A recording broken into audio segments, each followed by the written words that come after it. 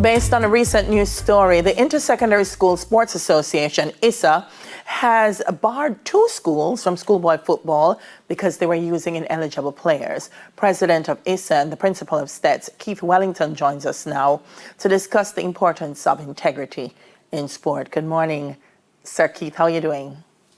Hello, good morning. I'm fine. And you? I am great. Thank you. Thank you so much. So before we get into the whole issue of integrity, can you clarify what the breaches were and what exactly made the players ineligible? All right. So in the last 2 cases that you've mentioned, neither players were registered to participate, which in itself made them ineligible. In one case, the student was not, well, in both cases, the students were not students at the institution. And in one of the 2 cases, the student would not have met the age requirement for eligibility either. So basically, they were not registered to begin with. So that in itself made them ineligible. Yeah. What brought the matter to ISA's attention? In both cases, other participating teams identified the students as, well, in both cases, other participating teams pointed out that these persons were not they claimed to be. Okay. Some people are curious as to what made the difference in the ruling for Kellitz and Ainswood as opposed to something that happened with Heidel and JC, who I am hearing allegedly would have similar breaches, but the disciplinary actions were different. I don't think the breaches for those other schools were the same. Okay. In the case of one of those 2 schools, they actually, all the players that represented them were eligible as individuals, but there is a quota restrictions that we place on the number of transferred students who can represent a school during any one season, and they exceeded that number in their first game. Yeah. So it is not that any of the players were ineligible as a player, but as a group, they could not have used all of them. In the other case, the player was registered. However, we later discovered that the player was actually registered with another school, and as far as we were able to ascertain, it was not something that was deliberate by the school that registered him, because he was actually also attending that school. It's a tough call. It's a tough call. They've been suspended for the rest of the season, but I understand for next season as well? Yes, and that would be just for the Manning and Augusta Cup teams. So the players who are able to play in the junior competitions, they will be allowed to participate. And that's why I'm saying it's a tough call, sir, because the entire team will have to face the consequences. And there are players on the team that would probably have been hoping that the Manning and the Costa would have given them opportunities for scholarships and other opportunities through their talent.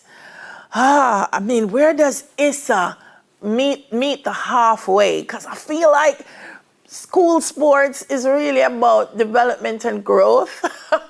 So I think in these particular 2 cases, to begin with, let us establish that these are the type of behaviors that are unacceptable. We would never want to see this happening again. But we don't want to blame the kids that are involved. However, we have to take strong actions. And the truth as well is that in these cases, I don't want to seem as if I'm blaming the other kids, but I am absolutely certain that the other members of the team would also have recognized that these young men representing them, playing alongside them, should not have played. And I'm saying this to say that every one of us have a responsibility, whether we are young or old or in school or not, to identify when wrong is taking place and call it out. Because maybe if they had reported to someone else that, listen, why is this guy playing and he doesn't come to my school? Right? But that is not to say I want to blame these kids, but I'm just pointing out that it's important that we identify, whatever our age is, that we identify when wrongdoing is taking place and call it out. But we also, the youngsters who are at these schools and who are on the team who will not be able to play in Manning or Doncaster Cup next year for these respective schools. We have not placed a restriction on them representing another school. Not that we want to see it happen, but if it is that an opportunity provides itself for some of them, then they can make use of that opportunity. What's the disciplinary action for the coach? Because I hear you with the students, but I feel that at all times the adults need to bear the brunt of the responsibility. Is the coach also suspended? We agree. We are in full agreement with that. The process of investigating this matter has not come to an end yet. As a matter of fact, we're meeting later today, continue the process, because we want to identify every single person who would have been complicit in this matter, and we intend to take maybe even more drastic actions against these individual adults who were involved in it. Oh boy, I don't know. Well, it's just my personal opinion. I feel like our school sporting events have become so competitive, which might be a good thing, but on the flip side, I think it's caused us to lose our way. It's caused us to lose our way. I think what has happened is that many of us, we have lost sight of what competitions are really about. For us at ISA, what we want to do is to provide an opportunity for students to not just compete for one trophy. So, for example, in the Doncaster Cup, there are 80 schools participating, and only one will ever win it. Right? And maybe in total over the last 60 years of the Doncaster Cup, we have not had more than 12 or so schools winning. So it's not a matter of who is going to be crowned the best football team, but all the other lessons that are to be learned from participating in competitive sports. Those are the lessons, those are the benefits we want for our students who are involved in the competition. And it is not, biggest benefit isn't about winning the trophy. And we want the adults around the team, not just the schools themselves, because many times there are stakeholders around the teams invest a lot. I have gone to meetings and hear individuals speak about how many millions they put in the football. I think and I don't know if they think it is something that they should be proud of. Right? It is really an overdoing of the competitions, and we want to say to them, focus on the lessons to be learned from participation and not just the lessons or the benefits to be gained from winning. Yeah. What are the lessons that the school should take from an instance like this? One of the things you raised is that, and I don't think the students probably felt they had that kind of autonomy. I'm hearing that from you now.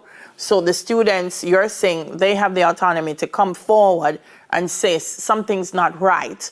I don't know, we protect the student after they become the whistleblower. You can tell me. They don't have to go to the public. They could go to their principal or the vice principal or the head of department, but somebody who's not immediately around the team, but is in authority. And integrity, if you're going to live with integrity daily, you have to hold yourself accountable. And integrity doesn't just come because you are honest and you are not involved in dishonesty. You also have to hold yourself accountable. So accountability is a significant part of holding of maintaining integrity. And we're saying that all of us are accountable to ensure that integrity of our competitions are maintained. And ultimately, there is no winner unless there is sporting integrity involved. All right, sir. I hear you. I'm still leaving it on the adults, 95%. I agree. Yeah. I would even say 99%. Yeah. Because, you know how we get passionate and, next thing the student go hear is them cost the school the cup and all kinds of drama. So, all the principals who are ISA have to, I think, come together and commit to this code of conduct and integrity. I know you're busy, so thank you so much for taking the time out to speak with us. Thank you. All right, man. So unfortunate because I know football is an opportunity for students and adults. We need to go back to why it is we do what we do for the children. President of ISA and the Principal of STETS, Keith Wellington. After the break, we meet the new Executive Director of the PSOJ.